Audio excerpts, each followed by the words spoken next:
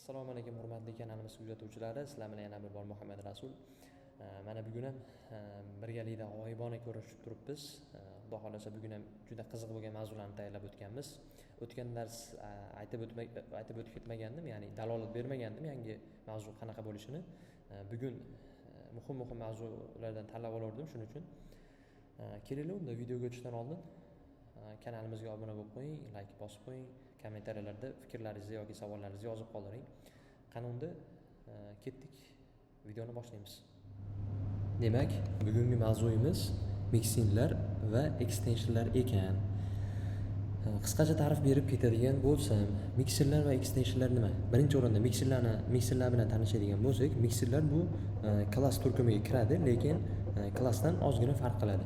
Ya'ni qayeri bilan farq qiladi deydigan bo'lsak, mixerlarda oddiy klasslarga qaraganda ko'proq mixerlardan obyekt olsangiz bo'ladi, ya'ni extent olsangiz bo'ladi. Obyekt emas, voris olsangiz bo'ladi. Masalan, biz oddiy klass ochadigan bo'lsak, masalan, person klassidan test degan klassingiz extent oladigan bo'lsa, bir marta extent oladi, to'g'rimi? Agarda mixing klassingiz bo'lsa, undan extent olmoqchi bo'lsangiz, 4 ta 5 ta mixing klasslaridan ham bir vaqt o'zida bitta klassga extent olsangiz bo'ladi. Buni imkoniyatini beradi bizga. Demak, mixerlar nima ekan bizda? Ya'ni qo'shimcha mixing klasslardan extent olish xususiyatini beradi. Hozir biz uni kodlarda amaliy tarzda ko'rib ketamiz. Bu nazariy ta'rif edi. Va keyin extensionlarga keladigan bo'lsak, extensionlar qo'shimcha, ya'ni xuddiki bir type uchun, bir typedagi ma'lumotlar uchun siz extensionlar, qo'shimcha metodlar yoki funksiyalar yozib qo'yasiz. O'shalarni extension deymiz biz. ToString yoki masalan length, shunga o'xshagan bir ikkita extensionlar bor bilsalaring. Sizlarga uzunligini yoki birinchi elementini int ga kirib beradigan, xullas shunga o'xshagan ba'zi bir extensionlarni ishlatib ko'rgansizlar. O'shalar extension deyiladi. Ular Flutterda o'zida bo'ladi, lekin biz unga qo'shimcha sifatida custom extensionlar ham yozsak bo'ladi. O'shani ko'rib ketamiz hozir.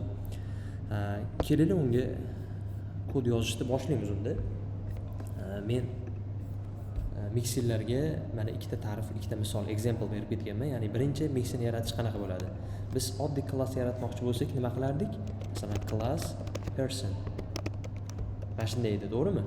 Lekin endi biz mixerni yaratmoqchi bo'lsak, mixing deb nom qo'yamiz va kelinglar xuddiki exampledaqa can fly deb mixerni ochamiz. Can fly bu mixerimizning ichida void fly.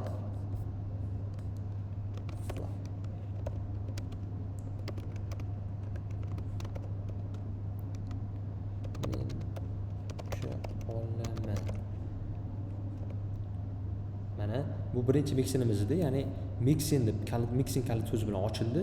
Can fly degan xuddiki oddiy klassdaqa, faqat oddiy klassda qanaqa bo'lardi? Mana bunday klass kalit so'zi bo'lardi. Endi bunda mixing kalit so'zi bo'lyapti. Endi bu misolda sal kamroq berganman. Endi qaranglar. Mixing, yana bitta mixing ochyapman. Can walk. Ya'ni men yura olaman. Yura olish. Void walk. Endi bunga print qilamiz nimani? Men yura olaman. Endi yana bitta mixing ochaman-da. Can swim. Endi bu yerga nimani yozishimiz kerak? Swim degan funksiya ochamiz-da. Buning ichida print bo'ladi. Men suza olaman. Shunga o'xshash narsalar. Endi qaranglar. Bizga asosiy ustunligini hozir ko'rsatib beraman. Mana menda endi bitta oddiy klass bor. Duck. Bilasizlar, o'rdaklar universal bo'ladi. Ya'ni suza oladi ham, ucha oladi ham, yerda ham yura oladi, hammasini qila oladi. Shuning uchun bunga uchala xususiyatdan ham extent oladi, mixingdan extent oladi. Uni qanaqa qilinadi? With can fly, virgul, can walk, virgul, can swim. Mana shunda ko'ryapsizlarmi? Uchala klassdan ham extent oldi. Ammo nimaga bu talab qilmadi? yozishimizda ichidagi funksiyalarni oldingi safar o'rganganimizda talab qilgandi. Qanaqa holatda? Mana bu bodysi yozilmagan holatda. Hozir bu yerda extend olganimizning hisobiga shunaqa, ya'ni extend sifatida viz ham ko'rgan bo'lsalaring, endi extend emas, viz kalit so'zi bilan obyekt bunaqa meros olinyapti. Mana bu klasslardan. Chunki viz kalit so'zi bilan ochilgan klasslar, ya'ni mixing klasslarimiz, mixing kalit so'zi bilan ochilgan mixing klasslarimizda biz viz kalit so'zi bilan meros olamiz. Masalan, duckda hozir can fly ham chiqadi. Fly ham chiqadi mana. Alright fly. Alright walk ham chiqadi. Mana hamma xususiyatlarini chiqarib beradi bizda. Mana bu yerda hozir masalan string name tabiiyki olinyapti ekan. Mayli, shart emas. Hech bola ilm o'ziga fit bermaymizda biz void menimiz tepa deydi. Endi men duck degan obyektdagi duck degan o'zgaruvchi ochaman va bunga duckdan obyekt olib beraman konstruktorini chaqirib. Endi pastda duck ichidagi qiladigan bo'lsam fly, swim, walk. Mana uchalasi ham chiqarib beryapti menda. Demak, uchalasidan ham obyekt olgan bu. Ko'rilaymi? Ya'ni birdaniga 3 ta klassdan obyekt olib beryapti ekan bizga. Kelinglar, walkni chiqarib ko'ramiz. Va undan keyin flyni, swimni.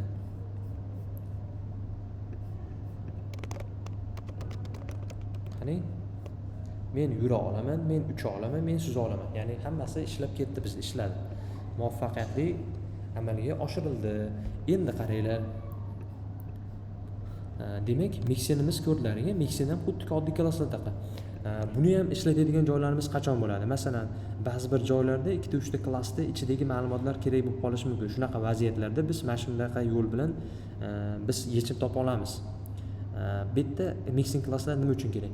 Masalan, sizda oddiy bitta asosiy klassingiz borda, o'sha asosiy klassingizga o'zgaruvchilarni yoki funksiyalarni ajratmoqchi bo'lasiz. Masalan, asosiy klassimda turmasinda, boshqa klassda tursin. O'sha holatda bitta mixing klass ochasiz. Qandaydir o'zgaruvchilaringizni mana qaranglarda. Hozir bu yerda mabodo bitta final emas endi masalan string name qilib turib Erkinboy. Mana bu yerda endi name ga murojaat qiladigan bo'lsam, mana name ni ishlata oladi. Name ni chaqira oladi. Boyagi name kelaveradi mana shunga name qilsak. Ichidagi super.name. Ya'ni buni ichida ham ishlata olish qobiliyatini, ya'ni imkoniyatini beradi bizga. Name ni xoh bu narsalarni mashqqa yozib qo'ysangiz bo'ladi, bemalol ishlata olasiz. Endi deyarli shu edi, mixinimiz ham mixing class shunaqa yoziladi. Endi buni sekin kommentariyaga olamizda, extensionlarga o'tamiz. Endi qaranglar, 5 ta qolib ketmasin bu ham. Mabodo mixingni olish qanaqa bo'ladi? Masalan, can walkda can fly ham kerak bo'lyapti. Unda qanaqa qilamiz? Masalan, extend ham ola olmaysiz bunda. Mana extend ishlamaydi bu yerda, chunki mixing. Viz ham ishlamaydi mana. Viz ham chiqarib bermayapti. Bu chiqarib bergani shunchaki lug'at sifatida chiqarib beradi. Endi 10 kalit so'zi bor bu yerda. 10 kalit so'zi bilan can fly degan mixingdan men bunaqa ola olaman bu yerda. Extend ola olaman. Endi bu yerda ham flyni chaqirsam ishlaveradi mana. Xuddiki bu ham extend olgandaqa bo'laveradi. Adashmasam bunda ishlarmikan? Can swim. Ishlargan. Bu yerda nimaga xato berdi? O'sha obyektga aylanib ketib qolyapti. Mayli. Bitta klassdan extend olish kerak ekan, tushunarli. Can fly ni ham ko'rdik. Demak, ichida ham chiqarib berar ekan. Mana bunday xususiyati ham bor ekan. Endi bularni to'xtaylik. Kommentariyaga olib turamiz. Endi sekin extensionlarga o'tamiz.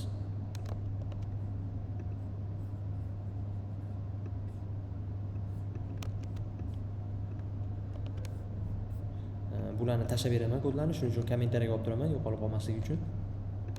Extensionlarga o'tadigan bo'lsak endi. Extensionlarga mana bunaqa misolni keltirganman. Extensionlar qanaqa? Mana mabodo biz string type uchun, masalan, string ma'lumotdan keyin nuqta qo'ysak, chiqarib beradigan extensionlar bor bizda. Qaranglar. Void main masalan print qilamanda mana bu listni lengthini, to'g'rimi? Mana bu extension bo'ladi. ko'rsataman.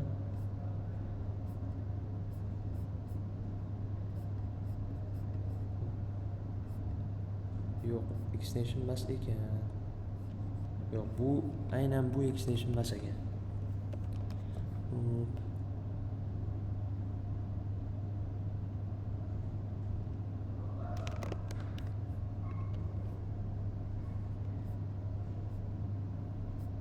Yo'q, bular extension kirmas ekan.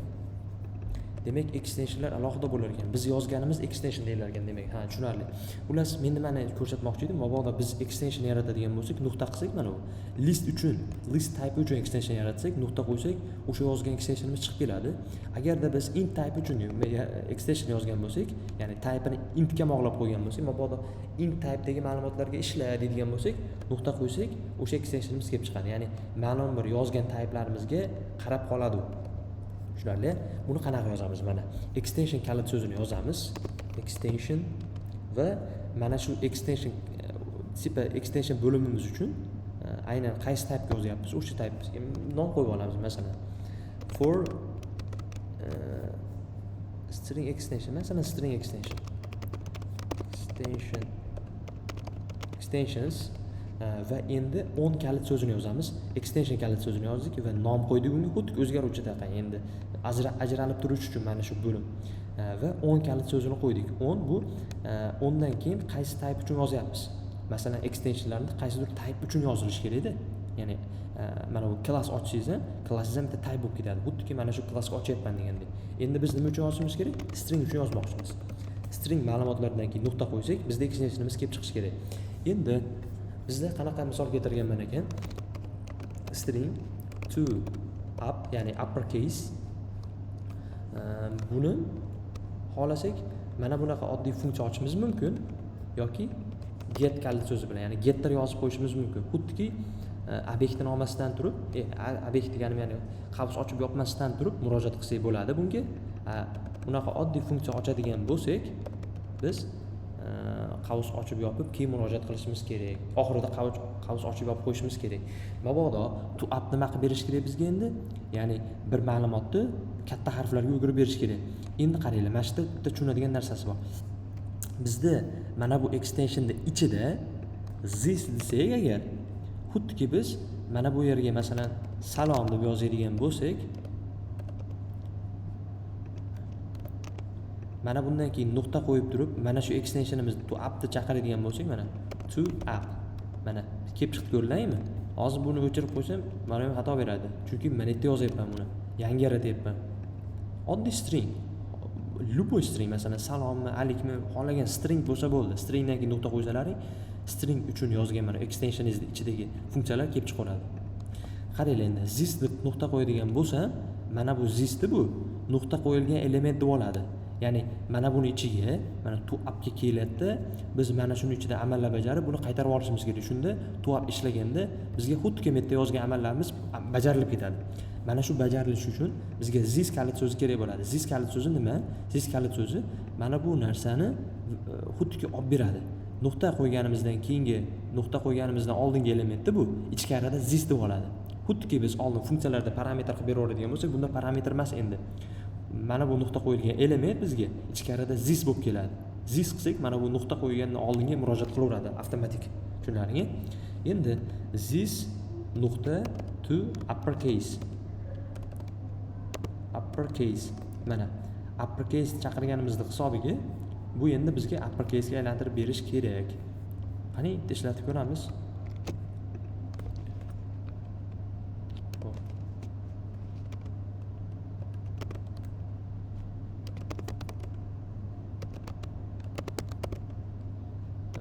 Dart run.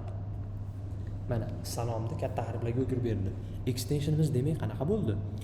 Salom nuqta qo'yganimizning hisobiga bu to up, ya'ni string uchun moslashgani uchun stringdagi chiqarib berdi. Mana shu funksiyamizni ishlata olasan deb.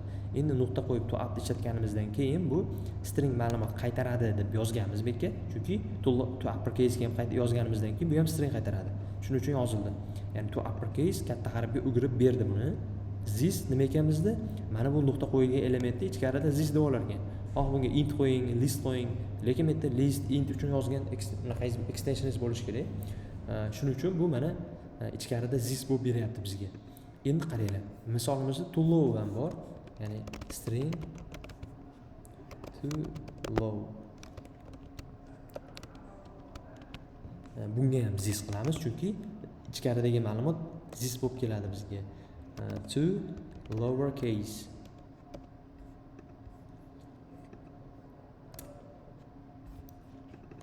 To low. Mana. Ya'ni kichkina harfga o'girib berdim. Extensionimiz qanaqa ekan demak, mana shunaqa tartib ishlar ekan. Men yana bu yerda int uchun yozganman. Mana extension int extension on nima yozamiz endi?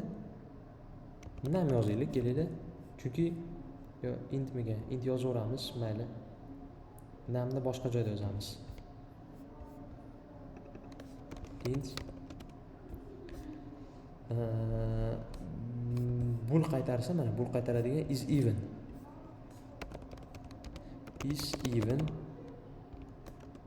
Kelinglar, mana shuni getter bilan qilamiz. Getter bilan, mana o'zi getter bilan yozgan bo'lsa-ki, ya'ni getter bilan. Get kalit so'zini yozamiz. Is even. Agarda bu yoqdan kelgan ma'lumot bu yerga ham this, chunki kelgan ma'lumotni this deb olyapmiz biz. Agarda thisni foizsiz 2 ga bo'lganimizda qoldiq 0 bo'lsa, ya'ni bu qanaqa holat tekshiradi? Agar 2 ga bo'lsangiz, masalan 5 ni 2 ga bo'lsangiz nech chiqadi? 5 ni 2 ga bo'lib qoldig'ini olsangiz 1 chiqadi. 1 chiqqani hisobiga u to'qson hisoblanadi. Agarda 4 ni 2 ga bo'lsangiz qoldig'i 0 chiqadi. U juft son. Bu ham funksiyamiz ham shunaqa. Ya'ni foizli 2 ga bo'lish sizga qoldig'ini hisoblab beradi. Ya'ni mana bunaqa bo'lish 2 ga bo'lib bersa, mana bunaqa foizli bo'lish, foiz 2. Bu sizga 2 ga bo'lib, ya'ni birinchi avvaliga mana bunaqa qilib oladi, keyin qolgan foizni, masalan 1 qoladi, qolgan qoldiqni sizga qaytarib beradi. O'shanaqa vazifani bajarib beradi. Keyin mana shu yerda nima bo'lyapti ekan demak, 2 ga bo'lyapti ekan, qoldig'ini olyapti ekan, bu yerda 5 karata degan bo'lsa, 1 chiqyapti-da, 1 0 ga tengmi? Yo'q. Ya'ni 90 hisoblanadi. 0 ga teng bo'lsagina u juft son hisoblanadi. Ya'ni qoldig'i bo'lmasa 2 xohlagan juft soni 2 ga bo'linadi, bilasizlar buni. Shuning uchun men mana shunaqa algoritm qilib oldik. Bu juda oson algoritm, shuning uchun eng oddiy is even'da bizda. Endi print qilamizda masalan 25 is even qiladigan bo'lsam, mana chiqarib berdi. Nimaga bunaqa yozmadik deydigan bo'lsak, boyaga aytganimdek, getter bilan yozganimiz uchun endi mana bunaqa qavs ochib yopishimiz shart emas. Shunchaki is even bilan ishlataveramiz. Qaranglar endi. Mana false chiqdi. Ya'ni 90 emas bu. Endi 34 qiladigan bo'lsam-chi bitta, mana true chiqadi. Ya'ni juft son. Endi bu juft son hisoblanadi. Bundan oldingisi 90 edi. Demak, int uchun mana shunaqa tartibda yozib oldik. Endi string extension bu nomi bir xil bo'lib qolgan ekan, anglashilmovchilik bo'lib, aslida list uchun yozilyapti endigisi. Extension list extension nom qo'yaman va on nima yozamiz? List uchun yozganimiz hisobiga list. Endi type-ni ham yozib qo'yishimiz mumkin. Masalan, list type'dagi list elementlari nima bo'lsin? Ichidagi elementlari number bo'lsin, ya'ni int ham bo'laversin, double ham bo'laversin. Endi qanaqa funksiya yozganmiz ekan? Sumni hisoblab beradigan. Ya'ni listdagi bor sonlarni qo'shib turib jamini hisoblab beradigan funksiya yozganmiz ekan. Bu nima qaytarish kerak? Num qaytarish kerak. Nomi nima bo'ladi? Sum bo'ladi. Buni endi masalan bunday qilamizda int double o'zgaruvchi ochamiz. Sum deb nom qo'yamanda yoki jami degan o'zgaruvchi nom qo'yamanda, inglizcha bo'laversin, sum 0 boshida. Endi bitta for bo'ladi. Forni ichida aylantiramiz. Masalan int yo double. Nimaga double yozyapman bu yerga? Chunki listda elementlari nima bo'lar ekan? Num bo'ladi, uzr. Num bo'ladi. In this bo'ladi. Ya'ni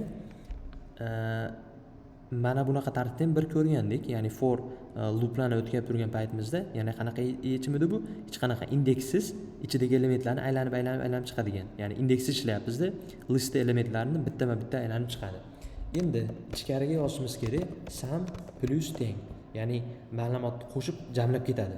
Sumni masalan bir qo'shgan bo'lsa, endi 1 ga 2 ni qo'shadi. Shunda 3 bo'ladi. Endi 3 ga 3 ni qo'shadi. Xullas shunaqa jamini hisoblab ketish imkoniyatini beradi bizga.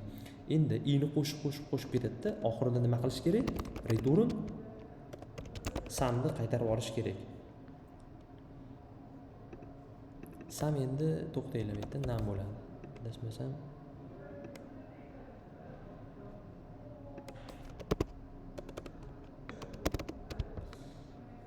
yo da bilan bo'larmikan? Bo'ladi, da bilan. Chunki numberga kirib ketadi hammasi. Demak, endi buni ishlatadigan bo'lsak, qanaqa ishlatamiz?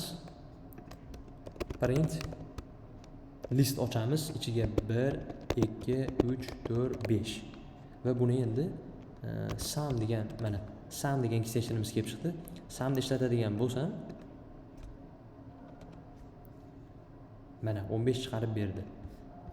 Oxiridachi mana uni to int mabodo endi hammasini double hisoblab turib, oxirida yaxlit son chiqarib beradi. Bu aslida xato, ya'ni double son kelib qolsa xato chiqadi. Prosta bizga mana 15 ligini bildirish uchun mana 15. Ya'ni ko'rlarga mana list uchun ham extension yozdik. List uchun mana shunaqa tartibda yozildi. Xohlagan funksiyalaringni yo o'zlaringga kerakli bo'lgan narsalarni shunaqa extension qilib olishlari mumkin. Bu narsa juda qo'l keladi. Katta proyektlarda juda qo'l keladigan va biz ishimizni ancha yengillashtiradigan narsalardan hisoblanadi extensionlar. Bugungi mavzumiz shunaqa edi. Extensionlar va mixerlar edi. Xudo xolasa yanagi darsda qaysi mavzuni ko'ramiz ekan? Exception handling, ya'ni mabodo xatoli chiqib qoladigan bo'lsa, boya ko'rdik-ku biz. Mabodo o'tgan darsda ko'rganmiz, xatoli chiqib qoladigan vaziyatlarda dasturimiz to'xtab qoladi. Shunda biz dasturni to'xtatmaslikda yoki boshqa oldin xatoli chiqqanda uni ham o'zimiz tomonga, ya'ni jilovini o'z qo'limizga olishni o'rganamiz. Xudo xolasa xatoli chiqsa ham qanday boshqarishni ko'rib o'tamiz. Unday bo'lsa, bugungi darsimiz tamom. Xudo xolasa keyingi mavzularda ko'rishguncha sog' bo'linglar, salomat bo'linglar.